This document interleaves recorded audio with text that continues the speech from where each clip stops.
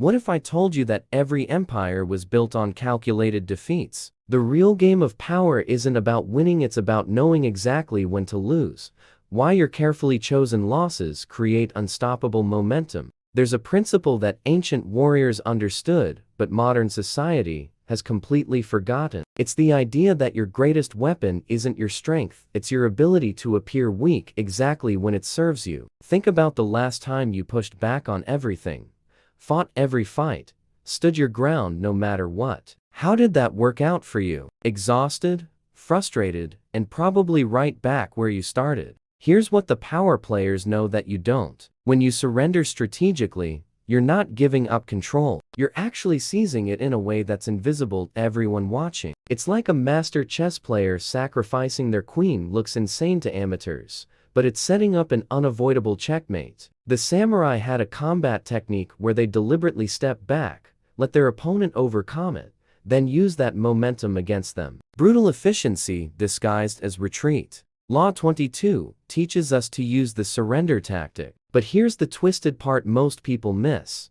You're not actually surrendering anything you care about. You're trading worthless territory for psychological dominance. While your opponent celebrates their hollow victory, you're quietly positioning yourself for total control. It's not weakness, it's predatory patience. There's a story about a tech company in the early days of personal computing that almost destroyed itself trying to control everything. They fought every battle, licensed nothing, shared nothing. Meanwhile, their competitor did something that seemed suicidal. They opened their entire platform, let anyone build on it, gave away control. Industry experts called it corporate suicide. It was actually genius-level strategic thinking. They built an army of developers who had a vested interest in their success, created an ecosystem so vast, it became impossible to compete with, and dominated for decades. The question you need to ask yourself isn't, how do I win this fight? It's what would happen if I let them think they won. Because here's the dark truth about human nature.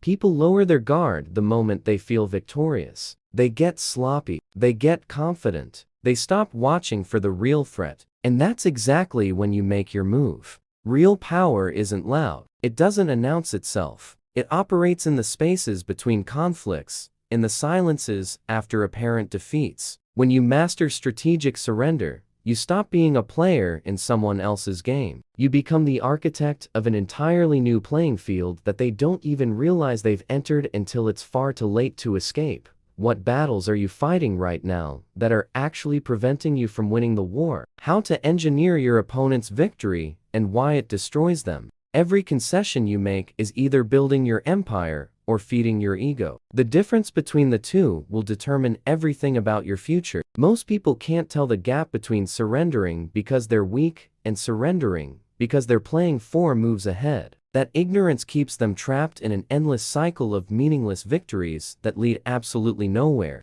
Here's the secret that intelligence operatives have known forever. When you hand someone a win, you create a debt they don't even know they owe. It's psychological alchemy. You're not losing, you're investing. Every time you let them have that argument, that point, that moment of feeling right, you're depositing into an account that you'll withdraw from when it actually matters. And the beauty of it, they never see it coming. Think about the negotiators who changed entire industries. There's a famous case from the corporate world in the 80s where a CEO walked into a meeting with competitors demanding blood. Everyone expected a war. Instead, he agreed to almost everything they asked for immediately, without hesitation. The other side was so confused by his compliance that they started second-guessing their own demands. Wait, if he's agreeing this easily, did we miss something? By the end, they'd backed off half their requirements and he'd secured terms that positioned his company for explosive growth while they were stuck managing the worthless assets they'd insisted on taking.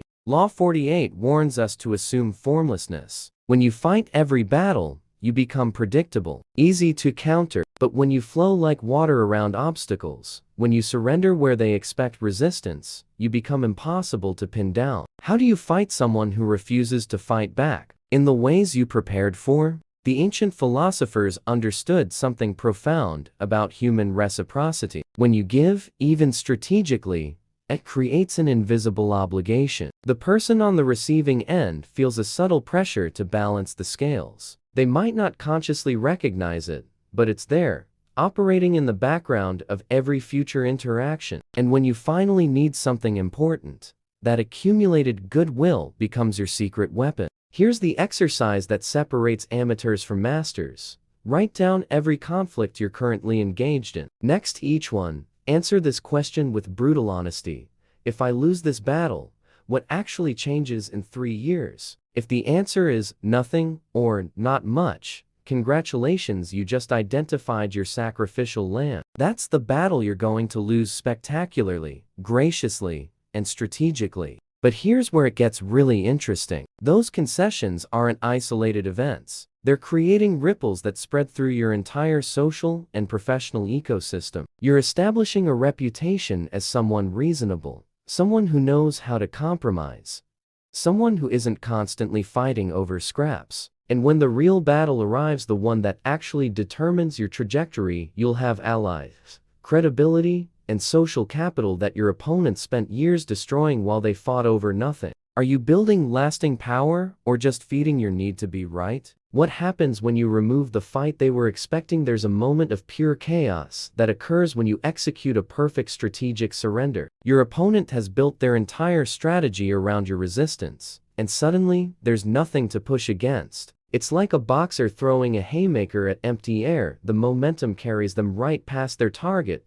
and leaves them completely exposed. That split second of confusion is where real power lives. Military strategists have studied this phenomenon for centuries. When an expected defense simply vanishes, the attacking force experiences what they call tactical disorientation. Their battle plan becomes worthless. Their adrenaline has nowhere to go. They're forced to improvise in real time, while you're calmly executing exactly what you planned all along. It's beautiful in its ruthlessness. The Stoics recognized this pattern in human psychology. They taught that true strength isn't rigid resistance, it's adaptive flow. Think of bamboo in a hurricane. The trees that stand firm get destroyed. The bamboo bends completely, looks defeated, and then springs back unharmed when the storm passes. That's not survival. That's dominance disguised as flexibility. Now, let's talk about the Trojan horse principle in modern terms. Sometimes your surrender isn't just avoiding conflict, it's a delivery mechanism for your real agenda. You offer something that looks generous on the surface, something the other side celebrates as a win. Hidden inside that gift is your actual strategic advantage. Maybe it's access you needed.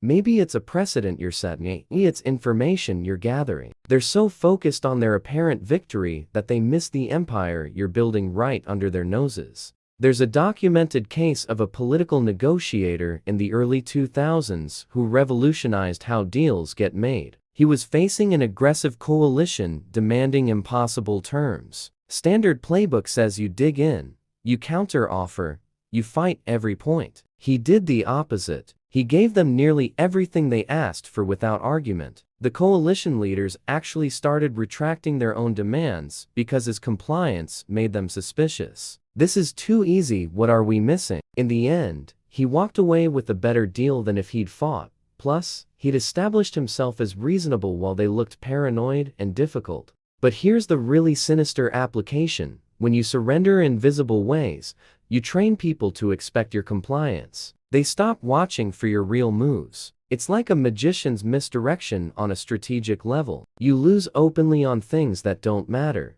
and while they're celebrating, you're advancing on fronts they've completely ignored. How many opportunities have you destroyed because you were too busy trying to prove you were right?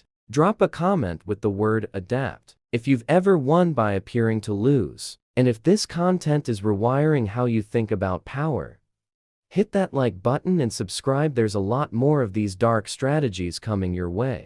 Why delayed gratification is your nuclear option. Delayed gratification separates temporary players from permanent powers. While everyone else is scrambling for instant wins, you're playing an entirely different timeline. You're planting seeds that will grow into forests while they're fighting over flowers. And the most dangerous part, by the time they realize what you've built, it's already too late to stop you. Ancient warriors had a concept they called timing advantage, not just knowing when to strike, but knowing when to retreat so perfectly that it sets up an unstoppable future attack. They understood that giving ground today could mean owning the entire battlefield tomorrow. It's the same principle, just scaled to the infinite game of power and influence. Let me give you a contemporary example that'll change how you see negotiation. In the business world, there's a legendary story of a startup founder in the late 90s who was courting investors. Every other entrepreneur was fighting for the highest valuation,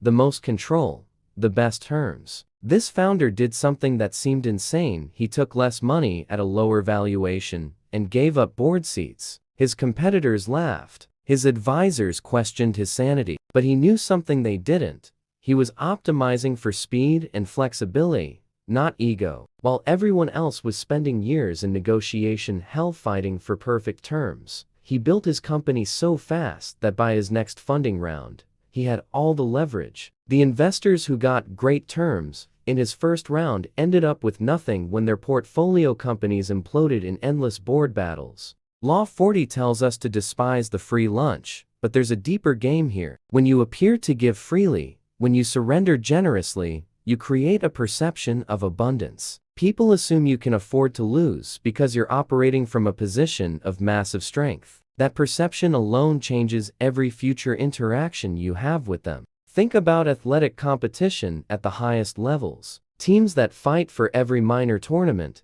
every exhibition game, every practice victory, they burn out. Meanwhile, the dynasty teams know exactly which battles to surrender. They rest star players during meaningless games. They experiment with risky strategies when the stakes are low. Critics call it soft. It's actually ruthless long-term thinking. When championship season arrives, they're fresh, tested, and ready while everyone else is running on fumes. Here's how you apply this immediately.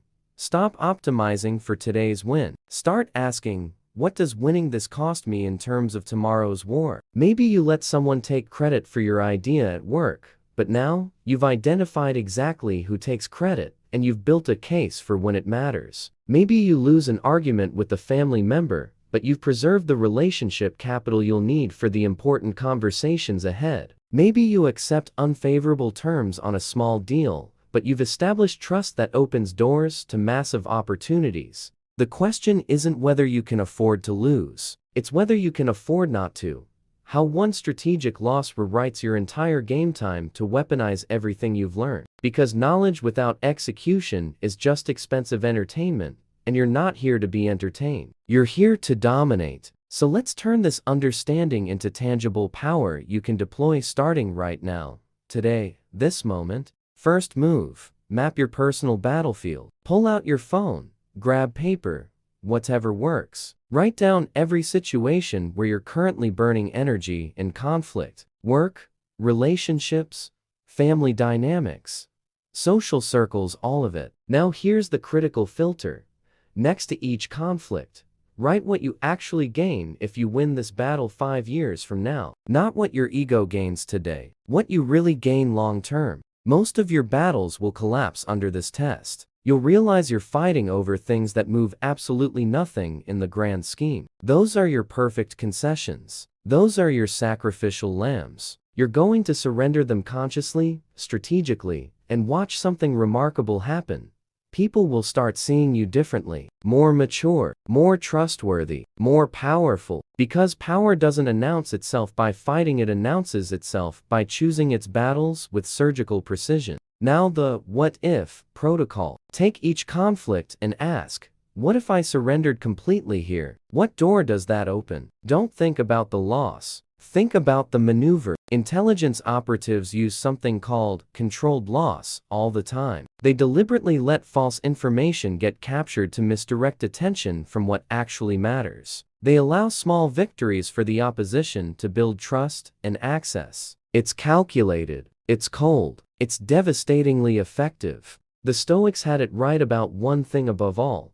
You can't control external events, but you can control your response. When you fight against every obstacle, you're trying to control the uncontrollable. When you surrender strategically, when you flow around what you can't change and redirect toward where you want to go, you're exercising the only control that matters: control over yourself and how you shape reality around you. Here's your final truth. Real power was never about winning every battle. It was always about shaping the entire war, about defining the terms of engagement, while others are busy playing by rules you created. When you master strategic surrender, you stop reacting to reality. You start creating it. So where in your life can you lose a small battle to win a massive war? What territory can you abandon today that's actually dead weight preventing you from flying? Drop surrender in the comments if you're ready to stop fighting and start dominating. And what's the smartest concession you've ever made, or the one you realize now you should have made? Smash that like button if this video changed how you see power. Subscribe for content nobody else has the guts to share, and send this to someone who needs to stop losing wars by trying to win every battle. Real power has always been silent, strategic, and invisible until the perfect moment. Now, you know how to play it.